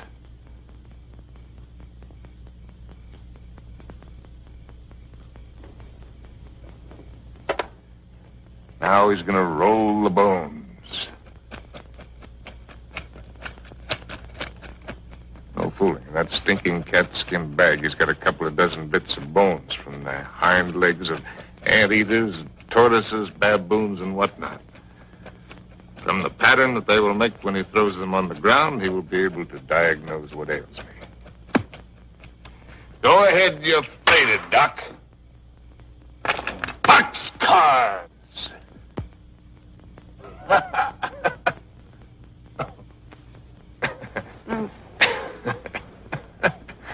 Aye.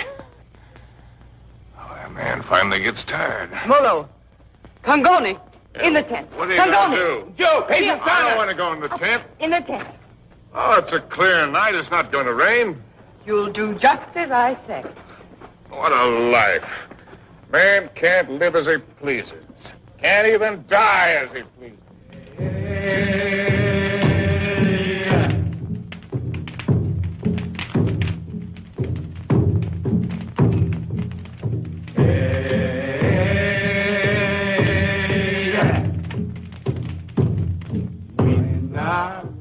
Through the fields of poppies. Like opium. Makes you feel funny. Away we go. Off to that war.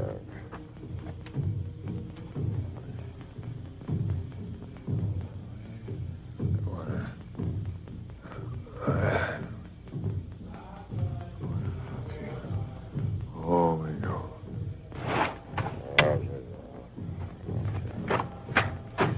Molo. Mimi nakuja, mem sahab.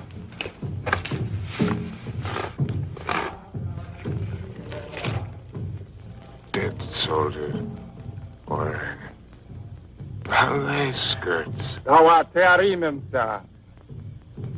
Afuta, Iboko, Mafuta, Bongo. Nizizi, Kalistana. I'm sorry, I don't understand. I'm meant to write about it. For me, Dawa. Chawi, Asima, Kutimi, Dawa, Memsa. I've seen the world change. Yeah, not just the past, but the people. People change. It's my duty to write it. I've been in it. I've seen it. I've been in it. I've seen it. I've watched it.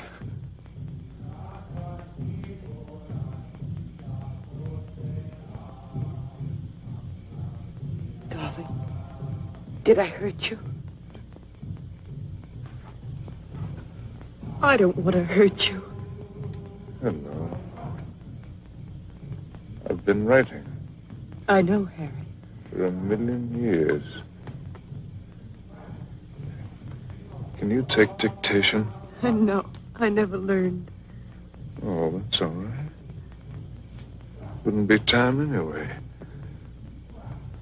It seems that I could get it all into one paragraph.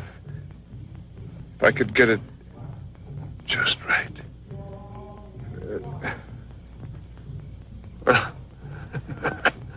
Hello, Molo, you white man's burden, you. Dear. Darling, I've only got the first aid. What's he gonna do? Sprinkle me with monkey dust? Darling. A hair from the tail of a leopard, the poor... Darling, please try to listen.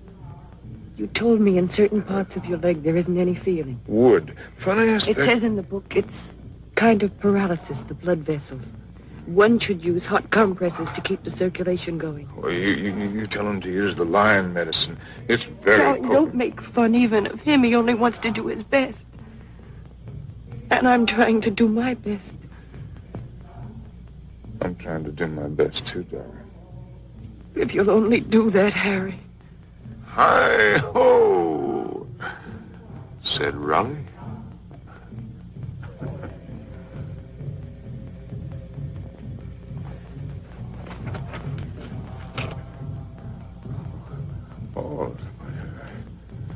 Oh. With a sharp knife. The area, slip sharp point of knife. Apply dry dressing.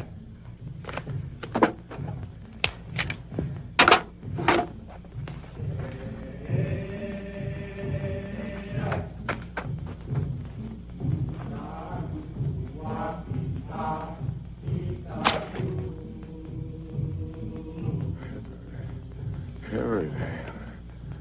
Oh.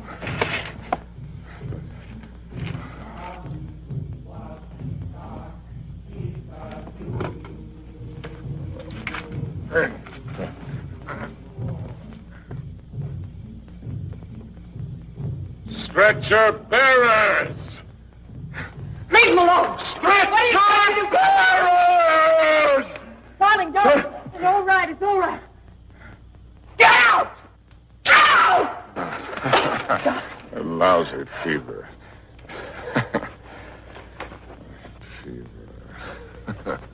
Darling, are you conscious enough to listen to me? Sure. There's a very large swelling on your leg. I'm going to open it. Do you feel something strange? Yes, darling. Death is near us. Do you think he could come so close to you and I wouldn't know it? Don't ever believe what to tell you about it. About a scythe and a skull. Just now it came with a rush. Not the rush of water, but of wind. And the funniest thing, the hyena skipped lightly along the edge of it.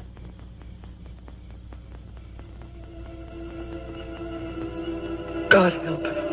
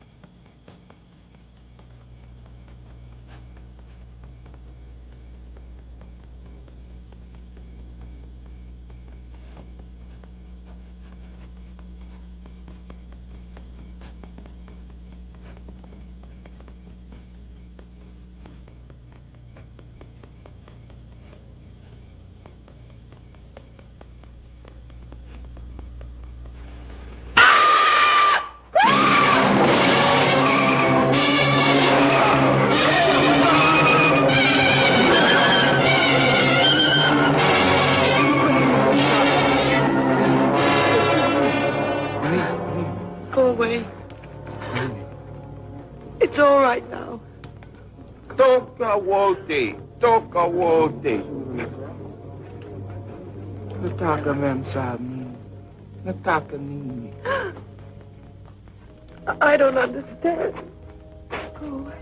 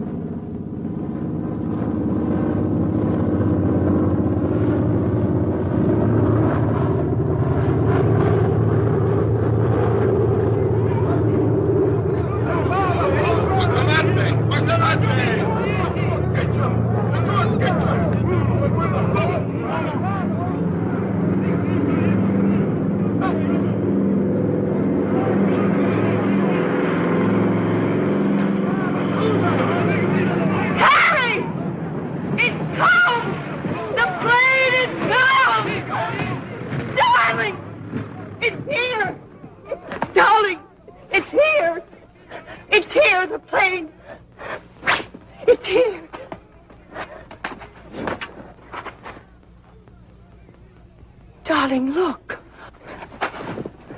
What do you see? It's Mr. Johnson. What do you know? No, I mean, look at the tree. The tree. Well, I'll be hanged. They're gone.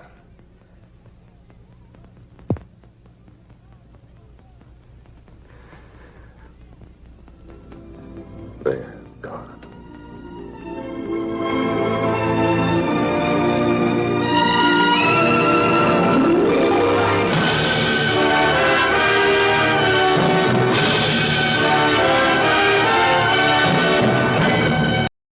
The African plains stretch endlessly beneath a golden, merciless sun, an ocean of shimmering grass rippling in the heat.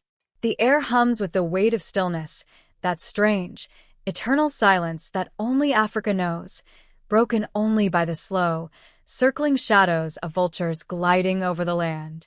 Beneath the pale shade of an acacia tree, a man lies dying. His name is Harry Street, once a writer, a traveler, a dreamer, now reduced to sweat, fever, and regret. A single infection festers in his leg, born from a careless scratch while hunting, now blackened and swollen, the flesh pulsing like a living thing. Around him, the camp is silent except for the low rustle of canvas in the wind, the soft murmur of a woman's voice, and the slow ticking of a clock that measures the end of a man's time. The woman is Helen, his wife, graceful, compassionate, and exhausted from the weight of waiting. Her eyes are filled not with fear, but with sorrow, sorrow for a man who has never truly belonged to anyone, not even to himself. As the sunlight turns amber, the land seems to shimmer with memory.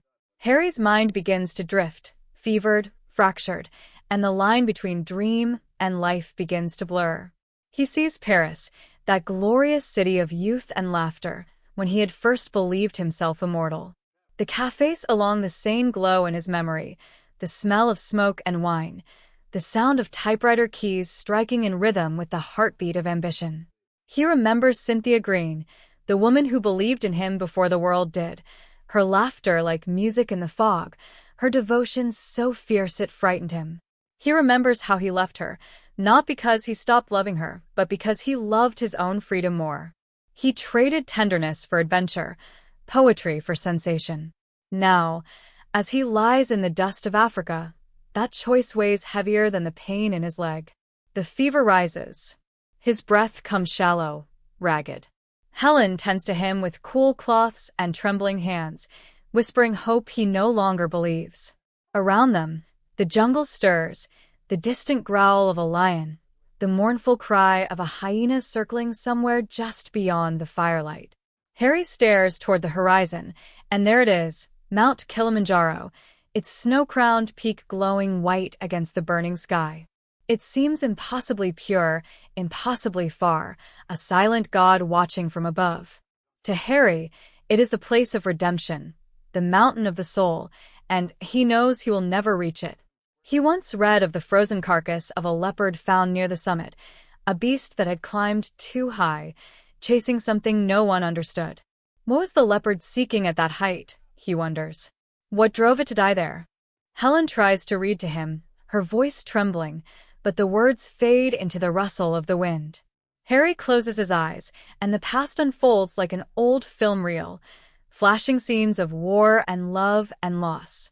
He sees himself in the trenches of Spain, covering the Civil War as a journalist, the gunfire lighting up the dark like lightning, the bodies of young men scattered in the mud. He remembers the courage he admired and the cowardice he despised, including his own. He sees another woman, Countess Liz, her jeweled fingers tracing his cheek as they danced in Monte Carlo, her world of luxury and deceit shimmering around him like a dream. He remembers how he hated that world, how it dulled him, made him feel like one of its ornaments. Every success pulled him further from the truth he once sought as a writer, that deep, painful honesty that lives in struggle and loss. Now, lying on this African earth, surrounded by silence, Harry realizes that he has lived not as an artist, but as a man running from his own emptiness. His words, once filled with promise, became hollow. His adventures, once noble, became escapes. He has written about everything, but never truly lived any of it.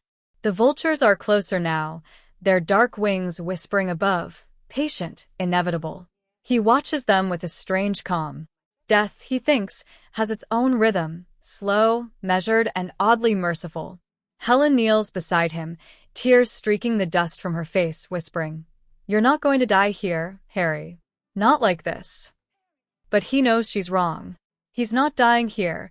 He's dying in everywhere he's ever been, in every word he never wrote, in every love he let go. He reaches out a trembling hand and touches hers, perhaps for the first time without pride, and for a moment, just a moment, he feels peace. The camera of memory pulls back slowly, showing the tiny camp beneath the endless sky, the lone mountain gleaming like a shard of heaven, the vultures gliding in slow, majestic circles. The world feels still, vast, indifferent, yet achingly beautiful. And in that stillness, as night descends, Harry Street lies motionless, caught between the man he was and the man he could have been, at the foot of Kilimanjaro, where snow and shadow meet, and every dream comes to die. The night descends over Africa like a velvet shroud, heavy and endless, and the flickering fire in Harry Street's camp becomes the last fragile boundary between life and the infinite dark. The vultures sleep somewhere in the high branches, their heads buried under wings, but the hyenas still circle, whispering laughter into the still air. Harry lies motionless, the infection crawling through his blood like a slow, merciless tide. Helen dozes beside him, her hand still resting on his chest, as if her touch could hold back the inevitable.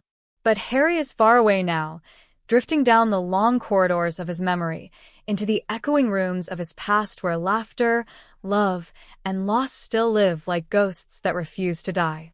He remembers Paris first, because that's where it all began, where he was young and invincible, where the world seemed to belong to him.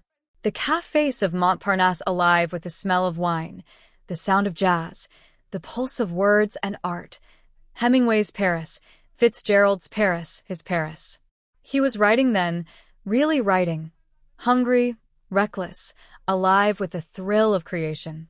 And there was Cynthia, his first great love, the one who saw through his arrogance to the frightened, dreaming boy inside. She would wait for him by the river with her hair loose in the wind, a book in her hands, and eyes that could make him forget everything else.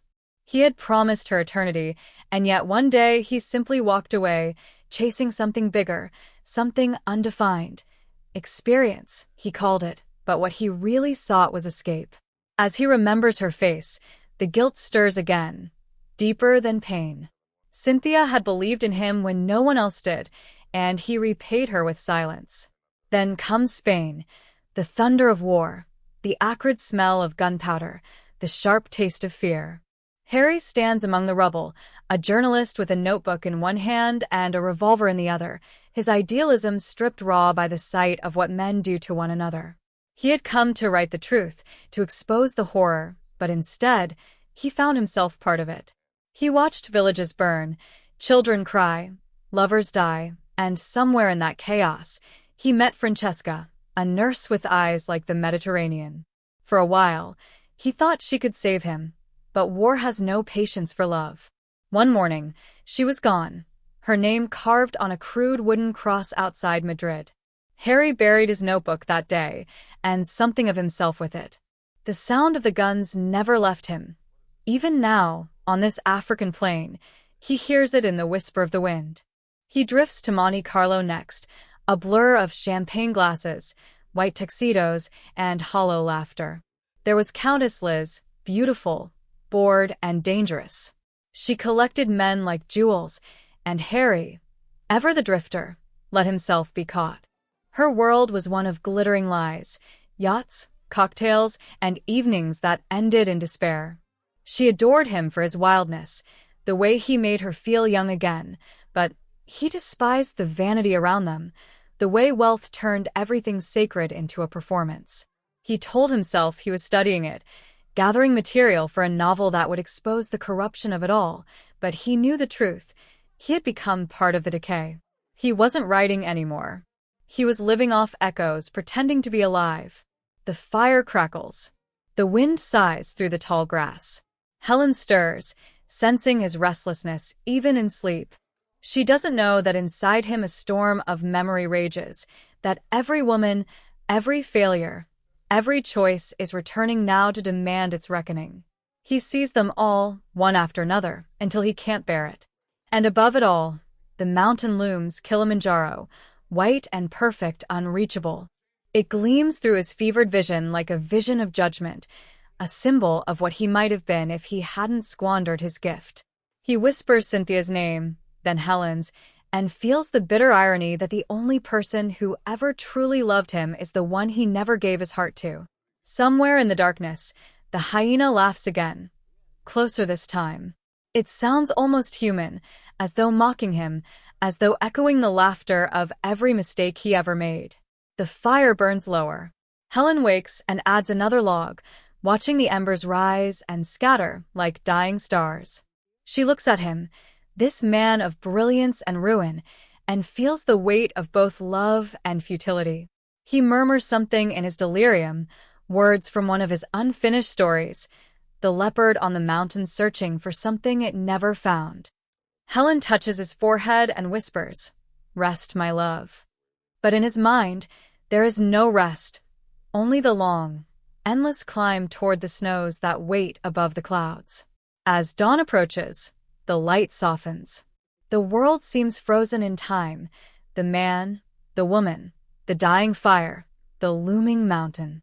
And Harry, half conscious, feels as though he's floating, somewhere between the life he lived and the one he might have written. He wonders if death is not an ending, but a return, a way back to all the words he left unsaid. The camera pulls back slowly, showing the lonely camp dwarfed by the enormity of Africa, the mountain now glowing gold in the first light. The hyenas retreat into the shadows, the vultures stretch their wings, and Helen's quiet sobs fade into the hum of morning. Harry's journey is not over yet, but the mountain is waiting. The day bleeds into night again, and the fever deepens its claws. The boundaries of time dissolve for Harry Street, swallowed by the pulsing rhythm of his heartbeat and the smell of blood, dust, and decay. His leg is a blackened weight beside him now, throbbing with each fading beat of his heart, and above him, the mountain looms larger than ever, Kilimanjaro, untouched and eternal, gleaming white beneath 1,000 stars. It is no longer just a mountain to him. It is judgment, memory, and mercy all in one. A reminder of everything he could have been, and everything he failed to become. The campfire burns low. The jungle murmurs with life. Insects clicking, the far-off cough of a lion, the endless whisper of the wind over the grass. Helen sits nearby, her face hollowed by exhaustion but her spirit stubbornly unbroken, clutching a rifle in one hand and a prayer in the other. Around them, the world sleeps. But inside Harry's mind, the past is awake, alive, ruthless, and unrelenting. He is back in Paris, that fever-dream city of art and temptation, walking along the gray waters of the Seine. The streets glisten with rain, the cafes smell of coffee and regret, and in the fog, he sees Cynthia again, her figure drifting through memory like smoke. She smiles at him, the same smile that once made him believe in forever. He tries to speak, to apologize, to tell her that he finally understands what she meant when she said that talent is nothing without truth, that love is nothing without courage. But she only fades farther away until she becomes part of the mist that cloaks the river. Then the vision shifts, a door slams, a typewriter clacks, and he sees his younger self bent over a desk, writing furiously, passionately, with that wild, invincible hunger of youth. He wants to reach out and shake that man, to tell him that success will rot his soul if he forgets why he started writing in the first place, but the younger Harry doesn't hear. The fever burns hotter, and the image shatters like glass. Now he's in Spain again, the air thick with gunfire and smoke. He crouches beside a dying soldier, barely a boy, whispering words of comfort that mean nothing. The sun beats down on the battlefield like punishment. He remembers how he had written about that war, the bravery, the futility, but never about the horror. He had smoothed the edges, made it poetic, beautiful even, because he wanted to be admired, not understood. That realization slices through him like a blade. He had betrayed not only his loves, but his art, the one sacred thing he possessed. In the distance, a woman's voice cries his name, Francesca, and for a moment, he sees her face again, pale and radiant beneath a blood-red sky. She reaches for him, her hands trembling, and he reaches back, but between them stands the hyena, its eyes glowing in the dark. It laughs, a sound so hideous and human it curdles his blood. The vision twists and folds, and suddenly he's falling, through cities and battlefields and empty hotel rooms, all the places he left pieces of himself behind. Helen's voice breaks through, distant and fragile, calling his name. She's shaking him, trying to bring him back. He opens his eyes, and for a moment, he doesn't recognize her. He sees instead every woman he ever failed. Then, slowly, clarity returns. Helen's face swims into focus, lined with love and fear. She's talking to him, promising that the rescue plane will come at dawn, that he just needs to hold on a few more hours. But he knows better. He knows that dawn won't come for him. Not in this world. He looks at her, really looks, and sees that she is different from all the others. She doesn't love him for who he was or what he wrote, but for who he could still be, even at the edge of death. And in that moment, something inside him breaks open. The hard, bitter shell of pride that's kept him from feeling anything real. He takes her hand and whispers that he's sorry. Sorry for everything. She presses her forehead against his and tells him to rest, that she forgives him. The wind picks up, scattering the ashes of the fire into the dark. In his delirium, he hears the faint hum of an airplane somewhere above, or perhaps only imagines it. He sees himself rising, drifting upward into the thin air over the plains, higher and higher, until the camp below becomes a distant. He feels weightless, painless, free. The mountain is before him now, enormous, glowing white under a heaven of frozen stars. The snow glitters like silver fire.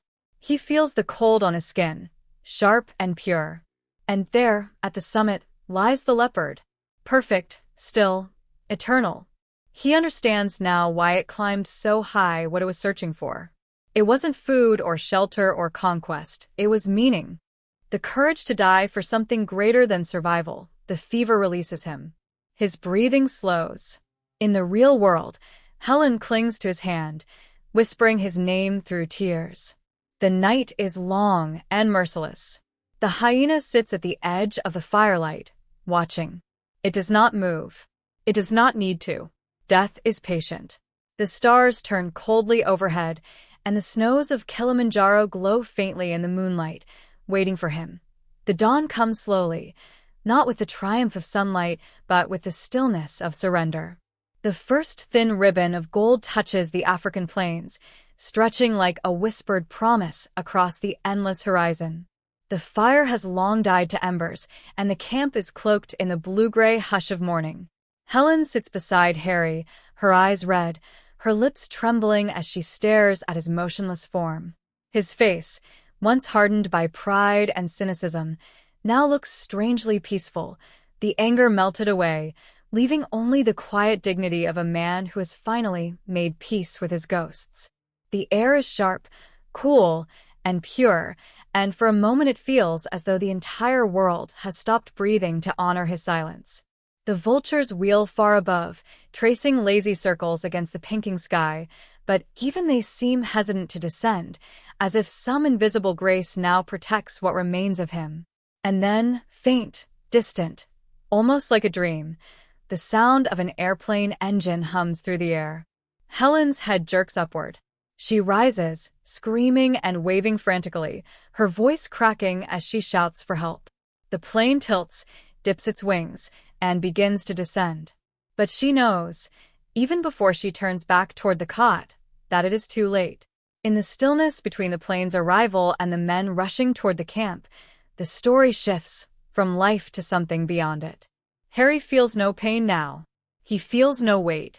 The world that was once suffocating him, the tent, the flies, the fever, the stench of infection, all of it falls away, piece by piece, like a heavy coat being shrugged off. He stands in a light that is impossibly clean and cold. Beneath him, the savanna glimmers like an ocean of gold, and above him, the mountain rises in all its terrible beauty. Kilimanjaro, white, eternal, unreachable. And yet, for the first time, he feels no fear of it. The air thins as he climbs. His boots make no sound on the ice. He is weightless, each step a whisper. Around him, the wind sighs through the silence, carrying faint echoes of his life. Laughter from Paris cafes, the crack of gunfire in Spain, the crash of waves on the Riviera, the soft murmur of women's voices calling his name through the years. None of it hurts anymore.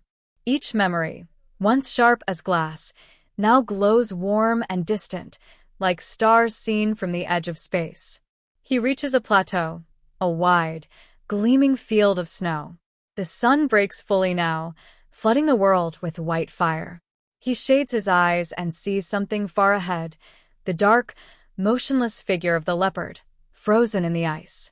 Its body is lean and perfect, its head turned upward as if still searching for heaven. Harry walks toward it slowly, reverently, his breath visible in the freezing air. As he nears, he understands, the leopard didn't die in vain. It died in purity, untouched by corruption or compromise. It climbed to the highest place it could reach, because that was its nature, because that was the only way it knew how to live. And Harry smiles, a small, broken smile that carries both sorrow and salvation. He kneels beside the creature, resting a hand on its fur, and whispers, not in words, but in feeling, that he understands now. The mountain wasn't a punishment. It was a calling, a place for those who seek redemption not through miracles, but through acceptance, through truth. Far below, Helen weeps over his still body. The rescue team moves quietly around her, lifting Harry's form onto a stretcher.